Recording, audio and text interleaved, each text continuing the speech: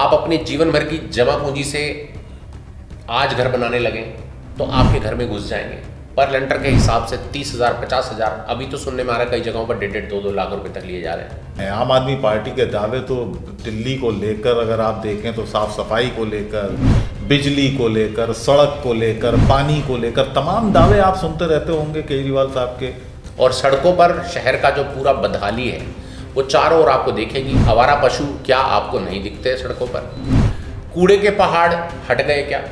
नगर निगम आपको चाहिए थी, आपने पहले 9 साल इसी लड़ाई में निकाल दी कि दिल्ली का मालिक कौन, दिल्ली का मालिक कौन। आपने गले फाड़ फाड़ करके चिल्ला चिल्ला करके लोगों को बताया। मैं पूछता हूँ, क्या इतनी गुंडागर्दी चल रही है, क्या कोई भी व्यक्ति ऐसे ही जेल में ठूसा जा सकता है क्या? लेकिन वो तो यही कहते हैं कि कुछ भी साबित नहीं हुआ, शराब घोटाले में कुछ साबित नहीं हुआ, मनी ट्रेल का कहीं कोई पता नहीं है, उसके बावजूद ईडी ने हमें जेल में डाल रखा, सीबीआई हमसे पूछताछ करती रही। कि ये ठीक वैसा ही है कि कत्ल हो गया और हथियार नहीं मिला और आप इज्जत बरी हो गए। ठेके तो कोरोना काल में भी बंद नहीं हुए, बहुत बड़ा राजस्व का नुकसान वो कहाँ से भरेगी सरकार? जब शराब सस्ती कर दी आपने तो उससे राजस्व नहीं बढ़ रहा। टेक्निकली आप समझिए, आपको ये पता नहीं है कि कहाँ पर किस चीज की क्या रिक्वायरमेंट है। एलजी को दोषी ठहरा नहीं, एलजी को दोषी ठहरा रहे, बहुत अच्छी बात है।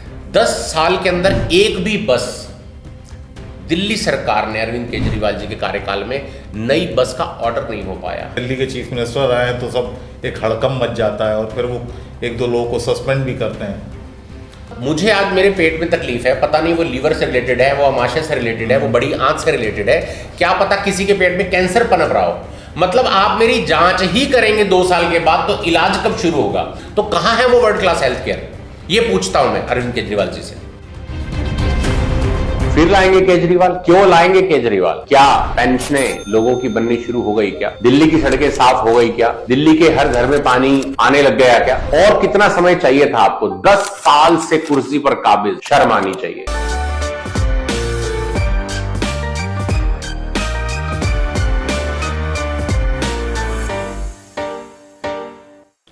नमस्कार, आदाब, मैं हूं अबुल नसर इकबाल और हमारे पॉडकास्ट के इस नए एपिसोड में आपका स्वागत है। मेरे साथ इस वक्त खास मेहमान मौजूद हैं इस पॉडकास्ट में। नेशनल यूथ पार्टी के राष्ट्रीय प्रवक्ता डॉक्टर अधीश राज भल्ला जी हमारे साथ हैं। अधीश जी, बहुत बहुत स्वागत है आपका हमारे इस पॉडकास्ट में। बहुत नमस्कार और बधाई, आप इस इलेक्शन में जा रहे हैं, हमारी शुभकामनाएं भी आपके साथ हैं।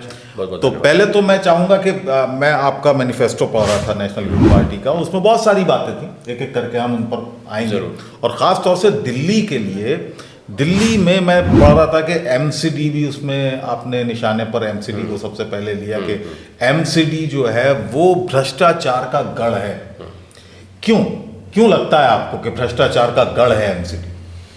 जी देखिए, सबसे पहली चीज़ कि दिल्ली के अंदर आम तौर पर यदि पब्लिक से हम पूछें, सवाल करें कि ऐसा कौन सा वो काम है जो नगर निगम दिल्ली में करता है और उस पर एक दिल्ली वाला होने के नाते आपको बहुत गर्व है, ऐसा कोई काम दिल्ली के लोग बता नहीं पाएंगे आपको।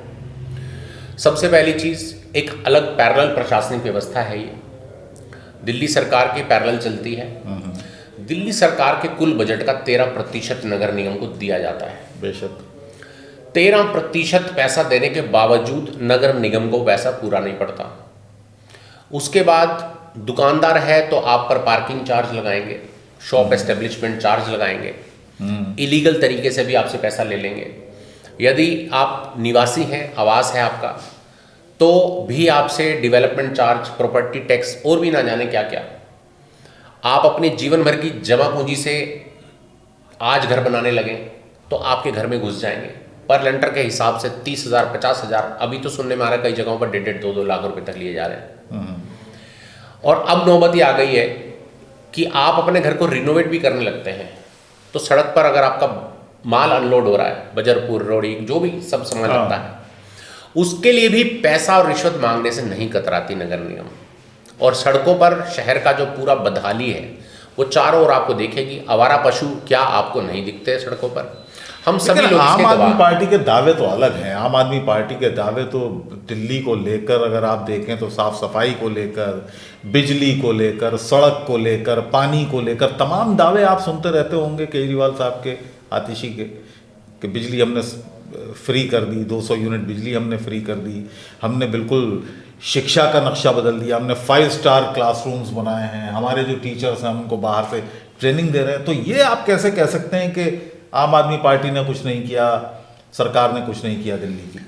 देखिए, मैं नगर निगम वाले विषय से ही कंप्लीट करके इसको आपको आंसर करना चाहूँगा कि क्या जो आवारा पशु सड़कों पर घूम रहे हैं, किलोमीटरों लंबे जाम लगे पड़े हैं, जैसे तैसे आदमी 2-4 किलोमीटर का सफर पूरा करके आगे पहुंचता है, चौराहे पर तो पाता है कि वहां पर आवारा पशु बैठे हैं जिनकी वजह से जाम लगा था।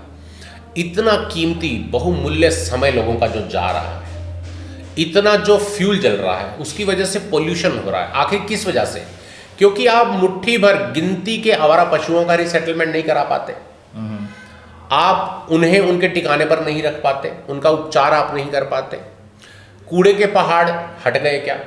नगर निगम आपको चाहिए थी, आपने पहले 9 साल इसी लड़ाई में निकाल दिए कि दिल्ली का मालिक कौन, दिल्ली का मालिक कौन। आपने गले फाड़ फाड़ करके चिल्ला चिल्ला करके लोगों को बताया कि हाँ, न्यायालय ने साबित कर दिया कि दिल्ली के मालिक हम हैं। तो जब ये साबित हो गया दिल्ली के मालिक हम हैं, तब से ही आप जेल में पड़े। मैं पूछता हूं, क्या इतनी गुंडागर्दी चल रही है, क्या कोई भी व्यक्ति ऐसे ही जेल में ठूसा जा सकता है क्या?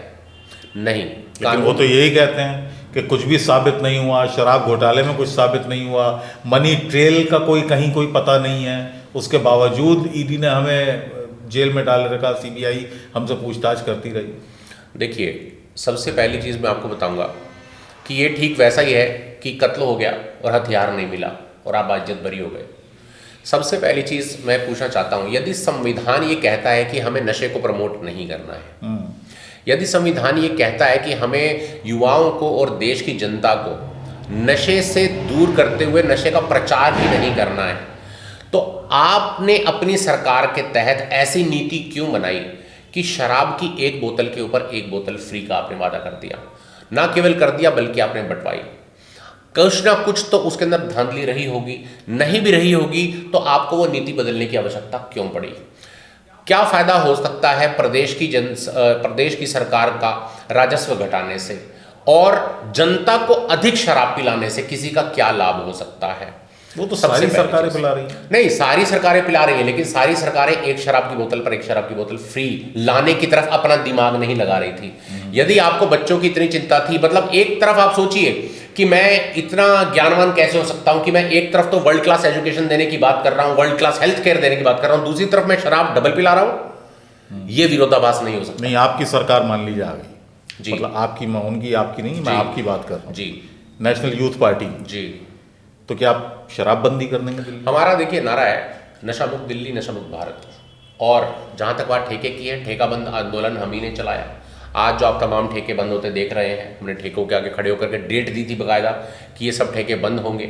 यहीं पर त्रिनगर विधानसभा क्षेत्र के अंदर भी एक ठेका है जो कि बंद नहीं होता था, उसके बगल में ही वहाँ पे स्कूल प्रांगण है, मंदिर परिसर है, वहाँ पर हमने तारीख दी थी कि ये ठेके ज़रूर बंद होंगे। क्योंकि लगातार विकास सदन मेरे भी चक्कर लग रहे थे, हमने बहुत सी आरटीआई लिखी, काफ़ी शिकायतें हमने की और बाकायदा सबूत दिए हमने सरकार को, एलजी साहब को भी, जिसके बाद आगे कार्रवाई हुई। और हम इसके लिए बधाई देना चाहते हैं एलजी साहब को कि उन्होंने अच्छी कार्रवाई करते हुए इस चीज़ को रोकथाम। लेकिन डॉक्टर साहब, ठेके तो कोरोना काल में भी बंद नहीं हुए, बहुत बड़ा राजस्व का नुकसान वो कहाँ से भरेगी सरकार? देखिए, कोरोना काल में बहुत से नुकसान हुए, लेकिन मैं जो बात कहना चाहता हूं कि संविधान को ठेंगा दिखा करके कोई भी अच्छा व्यक्ति, अच्छा मुख्यमंत्री, अच्छा मंत्री नहीं साबित हो सकता।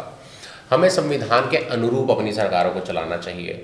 और दूसरी बात यह है कि हम शराब पीने की उम्र घटाकर, ठेकों के खुलने के समय को बढ़ाकर और शराब की बोतल 1 पे 1 फ्री बांट करके कौन सा जनता का भला करने वाले हैं, ये मुझे प्रश्न पूछना है आपसे। बात नंबर 2 कि जितनी भी जनता है उसको सोचना चाहिए कि जब शराब सस्ती कर दी आपने तो उससे राजस्व नहीं बढ़ रहा। टेक्निकली आप समझिए, यदि मैं किसी भी चीज़ को एक के साथ एक मुफ्त देना शुरू करूं तो उससे कोई टैक्स का कलेक्शन नहीं होता, टैक्स कलेक्शन उतना ही होगा। तो अननेसेसरली आपको वो 2 क्यों बांटनी पड़ी और उसकी टाइमिंग गोवा इलेक्शन से सीधे क्यों जुड़ी हुई थी?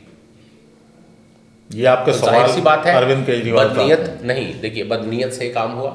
दूसरी बात, आप सोचिए कि आप ऐसी नीति क्यों लाएंगे कि प्रदेश की सरकार को पहले जहां पर रेवेन्यू हो रहा हो 12%, वो रेवेन्यू घट करके 6% रह जाए? ऐसी कलम क्यों चलाएंगे हम? ऐसी आपका मुकाबला किससे? अगर दिल्ली की हम बात करें, क्योंकि दिल्ली के चुनाव होने और ये पॉडकास्ट भी हम दिल्ली चुनाव से ही संबंधित हमारा है। तो अगर मैं आपसे पूछूं, नेशनल यूथ पार्टी का मुकाबला आप किससे मान रहे हैं, अरविंद केजरीवाल से या बीजेपी से? देखिए, नेशनल यूथ पार्टी का सीधा सीधा जो मुकाबला है वो अधिकारों से है। हम चाहते हैं कि अधिकारों के लिए जनता मुकाबला करे। हमारे अधिकार क्या है? सबसे पहले मूलभूत जो 5 हमें संवैधानिक अधिकार मिले, हमें वो तो मिल जाए। सबसे पहली चीज बताइए, जब आपके पास अच्छा पीने को पानी नहीं होगा, जब आपके पास अच्छा ट्रांसपोर्ट नहीं होगा, आपके पास अच्छी हवा ही नहीं होगी, तो आप अच्छी एजुकेशन लेकर के भी क्या कर लेंगे? आप सोचिए, जो बच्चा आज 12 साल 15 साल जिसकी उम्र ही घट जाने वाली है दिल्ली में, 20-22 वर्ष तक वो बच्चा पढ़ेगा इस दूषित हवा में, गंदे पानी के अंदर, वो पलेगा बढ़ेगा लाइफ लेगा। यदि पढ़ने के बाद उसे कोई ऐसी बड़ी बीमारी हो जाए जिसके बाद उसका भविष्य वैसे ही अधर में लटक जाए, तो हमें सोचना होगा कि हम कैसी सरकारों को। लेकिन सरकार तो ये कहती है ना कि ये प्रदूषण दिल्ली का है ही नहीं, ये तो हरियाणा से आता है, उत्तर प्रदेश से आता है। अब तो पंजाब का भी नाम नहीं लेते हैं वो, देखिए, क्योंकि पंजाब में वहां पर उनकी सरकार बन गई। बिल्कुल ठीक है, लेकिन मैं एक चीज़ कहना चाहूँगा, केंद्र सरकार और प्रदेश की सरकार दोनों का ही फेल्योर है। सबसे बड़ी बात यह है कि प्रदेश के अंदर जो हम बैठे हैं, प्रदेश की सरकार इसके लिए क्या इंतजामात कर रही है, ये बहुत ज़रूरी है। दूसरी बात यह कि हमने पॉल्यूशन को काउंटर करने के लिए जो किया जा सकता है वो पूरे कदम हमने उठाए हैं क्या, ये बात हमें ज़रूर जाननी है। दूसरी बात ये कि आप सोचिए कि जब सुप्रीम कोर्ट ने ये ऑर्डर दिया पॉल्यूशन के बारे में, लौट करके वापस से हाई कोर्ट में जब गए, एनजीटी के खिलाफ मामला चल रहा था, एनजीटी ने बोला कि डीजल व्हीकल जो है उसे 10 साल से अधिक के लिए दिल्ली में पंजीकृत ना किया जाए, और हुआ उसका ठीक उल्टा। क्या 2014 के बाद से 10 साल से अधिक की आरसी डीजल गाड़ियों पर मिलनी बंद हो गई दिल्ली में? आज भी आप डीजल की कार खरीद लीजिए, 15 साल के लिए रजिस्टर हो रही है। तो जब वो 15 साल के लिए रजिस्टर हो रही है, इसके ऊपर नीति बनानी किसको थी, इसको रेगुलेट करना किसको था? इसे दिल्ली सरकार को रेगुलेट करना था। हम डीजल की गाड़ियां चाहे तो बंद भी कर सकते हैं दिल्ली में, हमारे पास ऑप्शन है। आप दिल्ली की सीमा में डीजल की गाड़ियों को घुसना बंद कर दीजिए, आपके पास ऑप्शन है। आप उनके ऊपर इतना चार्ज लगा दीजिए कि उनको आने के बारे में 10 बार पहले सोचना पड़े। आप ई व्हीकल को मैंडेटरी कर दीजिए, धीरे धीरे करके। आप चाहते तो आप पिछले 10 साल में इनको रेगुलेट करके पूरी तरह से खत्म कर सकते थे, क्योंकि जब एक गाड़ी की आरसी की लाइफ, क्यों नहीं? बदनीयत और कुछ नहीं। बदनीयत इसीलिए क्योंकि बदनीयत आप जो बार बार कह रहे हैं, बदनीयत शराब के मामले में भी जी भाई, वो तो कहते हैं कि हमने फ्लाईओवर में इतना पैसा बचवा दिया जी, 300 करोड़ या 250 करोड़ रुपए बचवा दिए, जो फ्लाईओवर 700 करोड़ का था वो हमने 500 करोड़ में तैयार करा दिया। इस तरह की बात होती है। तो आपको बदनीयत कहां पर लग रही है? देखिए, सबसे पहली बात ये कि जो ऑटोमोबाइल वाली बात मैं आपको बताऊं, फिर मैं आपकी फ्लाईओवर वाली बात का भी आंसर करूंगा आपको। ऑटोमोबाइल के अंदर ऑटोमोबाइल कंपनियों से चंदा लिया जा रहा है पार्टियों में। अच्छा, ये बदनीयत है। और इसी तरीके से, क्योंकि अरविंद केजरीवाल जी को दिल्ली के अंदर आकर दिल्ली का विकास करने के नाम पर, मैं तब तक दिल्ली में रहूंगा जब तक दिल्ली को बदल नहीं दूंगा का नारा लेकर आए थे वो, और दिल्ली में आते ही तमाम हिंदुस्तान के अंदर इलेक्शन लड़के, क्यों? क्योंकि उनके मन में लोभ है, लालसा, शायद उन्हें प्रधानमंत्री या राष्ट्रपति बनना हो, यू नेवर नो, बट उनके जो काम है वो इसी तरीके से दिख रहे हैं। फ्लाईओवर वाली जो बात आपने कही, जैसे एक मैं फ्लाईओवर का उदाहरण लेता हूँ, मान लीजिए विकासपुरी एलिवेटेड हाई फ्लाईओवर है। विकासपुरी एलिवेटेड के ऊपर उन्होंने दावा किया कि हमने 200 करोड़ रुपए बचा दिए, हमने 200 करोड़ रुपए सस्ता इसको बनाया। पहली बात ये कि जिन्होंने इसका कोटेशन दिया था, जिन इंजीनियरों ने इसको तोला था कि ये कितने रुपए पे बनेगा, क्या वो इंजीनियर विदेश से आए थे? वो इंजीनियर भी आप ही के थे। आप ही की सत्ता में बैठे फाइनेंशियल एक्सपर्ट, इकोनॉमिक एक्सपर्ट ही उन्होंने बजट पास किया होगा।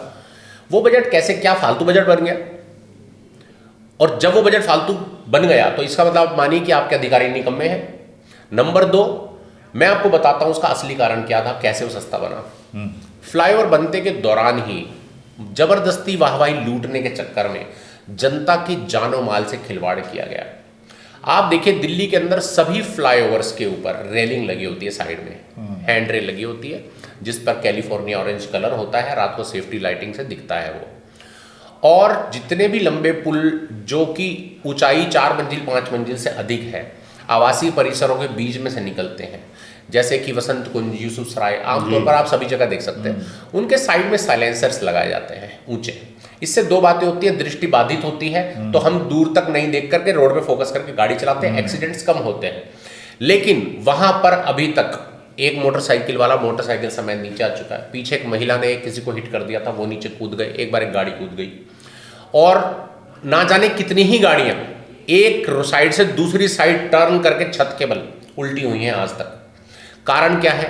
कारण यह है कि उसके ऊपर रेलिंग, सेफ्टी रेलिंग और ये साइलेंसर पूरे के पूरे स्ट्रेच पर लगने नहीं दिए गए।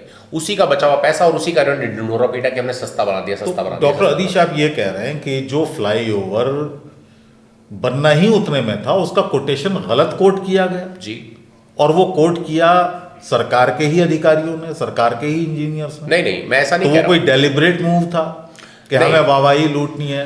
नहीं, डेलिब्रेट मूव नहीं था। उस पर उतने ही पैसे लगने थे, लेकिन बाकी का पैसा जो सेफ्टी के लिए, लोगों की सुरक्षा के लिए खर्च होना था, वो नहीं लगा। सेफ्टी रेलिंग लगाने पर, ऊपर उसके साइलेंसर कवरिंग के लिए, वो लगा ही नहीं। वो पैसा बचा लिया गया और उस पैसे को प्रचार पर खर्च कर दिया गया कि देखिए कैसे हमने 200 करोड़ रुपए एक फ्लाईओवर बनाने में बचा लिए। उसका इतना प्रचार कर दिया, मतलब मुझे अच्छे से याद है, मैं केरला गया था, केरला तक इसके होर्डिंग लगे हुए थे। दिल्ली के एक स्कूल के अंदर स्विमिंग पूल बना, मैं बेंगलोर गया, चेन्नई गया, वहां तक होर्डिंग लगे हुए हैं कि जब ये दिल्ली में संभव हो सकता है तो आप क्या क्यों नहीं हो सकता। सोचिए, दिल्ली के अंदर हजारों स्कूल हैं, हजारों में से एक स्कूल में एक स्विमिंग पूल बना। वो कहते हैं स्कूल भी अच्छे कर दिए, अस्पताल भी अच्छे कर दिए, स्लम एरियाज में जो सैनिटेशन का सिस्टम था वो हमने अच्छा कर दिया। देखिए, तो उसका श्रेय कुछ तो दीजिए सरकार को सर। नहीं, सबसे बड़ी बात मैं ये जानना चाहूँगा सर कि ये बिल्कुल वैसा ही है जैसे कि मान लीजिए कि कोई परिवार भूखों मर रहा हो और उसके बच्चे की बहुत बढ़िया सी पैकेज की नौकरी लग जाए और वो अपने घर पे यदि 10,000 रुपये देने लगे तो उनको लगता है वाह, हमारा बेटा तो बहुत लायक और हमें 10,000 रुपये दे रहा है। अब आप सोचिए कि आप ही के साथ ऐसी घटना हो जाए, आपका बेटा आपको 10,000 रुपये भेजता रहे और आप 2 साल खूब उसकी वाहवाही कर रहे हो, लेकिन आपके दिल पे क्या बीतेगी जब आपको 2 साल बाद पता चलेगा कि आपके बेटे का तो मंथली 2 लाख रुपए का पैकेज था और आपको मात्र 10,000 रुपये भेज रहा था। ये बिल्कुल ठीक वैसा ही है। ये बिल्कुल ठीक ये मिसाल आपने बहुत अच्छी दी। हाँ, ये बिल्कुल ठीक वैसा ही है, क्योंकि आप समझिए कि जहां जुग्गी वही मकान का नारा लेकर के मोदी जी और अरविंद केजरीवाल जी सत्ता में आए, लेकिन ये नारा ही अपने आप में धोखा है। क्यों है धोखा? दिल्ली में ऑर्डिनेंस डिपो के बगल में 30,000 से अधिक झुग्गियां बसी हुई हैं। क्या ऑर्डिनेंस डिपो के बगल में आप उनके क्वार्टर बना करके उनको रिहाइश पक्की दे सकते हैं? लेकिन सैनिटेशन तो अच्छा किया। नहीं, सैनिटेशन अच्छा किया आपने, बहुत अच्छी बात है, लेकिन मैं पूछ रहा हूं क्या सैनिटेशन अच्छा करने के लिए सरकार में आए थे आप उनको 10 साल में आवास नहीं दे सकते? कितने दिन लगते हैं? आप सोचिए, बड़ी बड़ी मल्टी स्टोरीड बिल्डिंग आज गेट में 4 साल में पोजीशन दे दिया जाता है, तो आप 10 साल में इन लोगों के लिए आवास नहीं बना पाए। भलसवा में बने हुए 34,000 EWS के फ्लैट आज तक अलॉट क्यों नहीं कर पाई दिल्ली सरकार? जब DDA ने बना करके समय से पहले वो पूरे करके दे दिया आपको, तो आप उसका अलॉटमेंट क्यों नहीं कर पाए? क्यों नहीं कर? साथ ही साथ बदनीयत है, आपको फिर से सरकार में आने के लिए कुछ तो लालच चाहिए। जैसे एक छोटा सा उदाहरण दूंगा मैं आपको, 20,000 लीटर मुफ्त पानी सरकार बोलती रही, दिल्ली सरकार बोलती रही, अरविंद केजरीवाल जी ने तमाम इसका प्रचार किया, जितने का लाभ नहीं होगा उससे ज्यादा का प्रचार। वही कारण रहा कि 5,000 करोड़ का फिक्स डिपॉजिट लिए हुए जो जल बोर्ड कभी दिल्ली में चला करता था, आज 43,000 करोड़ के लोन में जा चुका है, कर्ज में जा चुका है। अभी रिसेंटली अतिशी जी का एक बहुत वायरल वीडियो चल रहा है जिसमें आप ये देख सकते हैं उनको कहते हुए, वो हंसते ठाके लाते हुए कह रही हैं पब्लिक रैली में, अभी जो चुनावी कैंपेन चल रहे हैं, कि हम जानते हैं कि आप लोगों के पानी के बिल आने शुरू हो गए हैं, लेकिन अरविंद केजरीवाल जी की मेरे से बात हो गई है, आप फिर से हमारी सरकार बनाइए और आप सब लोगों के पानी के बिल माफ हो जाएंगे। मतलब शर्म से डूब मरना चाहिए ऐसे लोगों को। ये पानी के बिल आने शुरू कैसे हुए? जैसे मैं आपको बताता हूँ, हमारा भी एक एड्रेस है दिल्ली में जो कि 5 साल से अधिक से बंद है। आपको सुनकर हैरानी होगी, 1.25 लाख रुपए का पानी का बिल आ गया उसका, जहां पर एक नल अंदर पूरे सब ड्राई है, हमने खोल के चेक करवाया, मोटर में पानी तक नहीं है। उस घर का जब 1.25 लाख का बिल आ सकता है तो डेफिनेटली इसमें कोरी चाल है कि इलेक्शन आने के ठीक 1 साल पहले से थोड़ा थोड़ा करके लोगों के बिजली और पानी के बिल इस तरीके के आने लगे। और बिजली में भी आप देखिए कि ये केवल एक जुमला है और कुछ भी नहीं। क्यों? क्योंकि आप केवल एक वर्ग विशेष को, अपने डेडिकेटेड वोटर को आप टारगेट कर रहे हैं कि कितने लोगों के वोट पा करके बस मैं सरकार में बना रह सकता हूँ, उतने ही लोगों पर आप काम कर रहे हैं। उन लोगों का क्या जो डायरेक्ट टैक्स पेयर्स हैं, क्योंकि इनडायरेक्ट टैक्स पे देखिए हर कोई कर रहा है और हम सभी का सम्मान करते हैं, लेकिन जो लोग डायरेक्ट टैक्स पे कर रहे हैं वो लोग जो अपने दम पर आप पर आश्रित नहीं है, आपसे राशन नहीं मांग रहे, आपसे फ्री की बिजली नहीं मांग रहे, उन लोगों के लिए आप कुछ भी नहीं कर रहे। आप उन्हें सरकार तो सब नहीं है, लेकिन वो कहते हैं साहब हम तो आम आदमी हैं, आम आदमी की बात करते हैं, हम महिलाओं की बात करते हैं, हम उन लोगों की बात करते हैं जो डेली कम्यूटर्स हैं उनके लिए हमने बसों के किराए सस्ते कर दिए, हमने महिलाओं को फ्री कर दिया, तमाम तरह की बातें वो करते हैं। और राहत तो है उन लोगों के लिए? कोई राहत नहीं है, बिल्कुल झूठा धोखा है। सेकंड टाइम जब अरविंद केजरीवाल जी को सरकार रिपीट करनी थी तो इन्होंने दिल्ली के युवाओं को बिठाया, उनको एक नई कहानी पढ़ाई कि आप लोगों को बस मार्शल बना करके हम नियुक्त करेंगे, आप पक्की सरकारी नौकरी में आ जाएंगे और आप जो है हमें 100 वोट अपनी गली से डलवाइए। 15,000 लोगों ने एफर्ट किया, उनकी सरकार फ्रैक्शन ऑफ वोटिंग से रिपीट हो गई, जो कि शायद सेकंड टाइम भी नहीं आती। उन लोगों को अनावश्यक पोस्ट पर अपॉइंट कर दिया। जब सरकार चली, पैसे की किल्लत हुई, फ्रीबीज बांटने के बाद तो क्या हुआ, एक झटके में उन लोगों को निकाल दीजिए।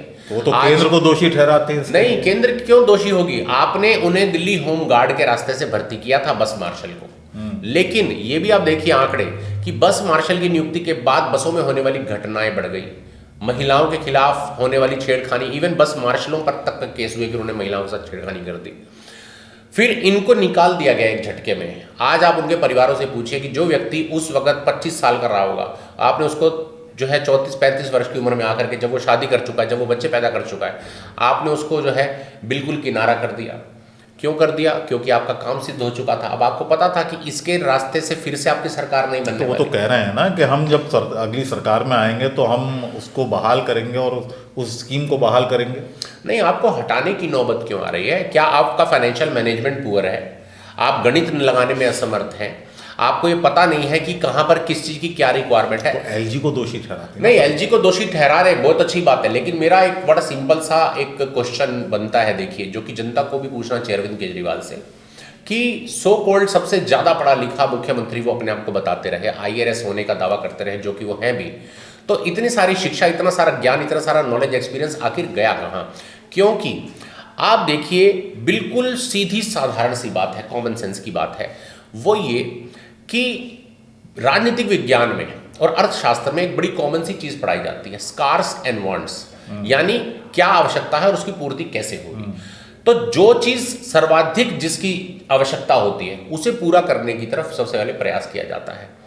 तो क्या आपको बस मार्शल की रिक्वायरमेंट थी? यदि थी तो वो रिक्वायरमेंट हट क्यों गई? क्या आपने सारी महिलाओं का इतना सशक्तिकरण कर दिया? क्या आपने महिलाओं की कमांडो ट्रेनिंग, सेल्फ ट्रेनिंग करा दी? नहीं, ऐसा कुछ भी हुआ नहीं है। 10 साल के अंदर एक भी बस दिल्ली सरकार ने अरविंद केजरीवाल जी के कार्यकाल में नई बस का ऑर्डर नहीं हो पाया। क्यों नहीं हो पाया? अगेन धांधली, क्योंकि आपको पता था कि ऑलरेडी डीटीसी जो है वो 46,000 करोड़ के घाटे में जा रही है। आपको पता था कि मनीष सिसोदिया जो है उनको इतना समय इसलिए लग रहा है बसें खरीदने में क्योंकि वो ये देख रहे हैं कि मोटा चंदा हमें कहां से मिल सकता है। मैं आपके माध्यम से जनता से पूछना चाहूंगा कि आप खुद से सवाल कीजिए कि यदि आज आप एक कार ले लें और उस कार की लाइफ 15 साल हो, तो क्या आप 15 साल की सर्विस कॉस्ट आज ही उस कंपनी को देना चाहेंगे? नहीं। क्यों देंगे? लेकिन अगर एक आम जनता और आपको इतनी समझ है कि क्यों देंगे, तो हमें सवाल पूछना चाहिए मनीष सिसोदिया से कि कैसे वो 1.5 करोड़ की बस पर, लेकिन वो तो कहते हैं हम कट्टर ईमानदार हैं।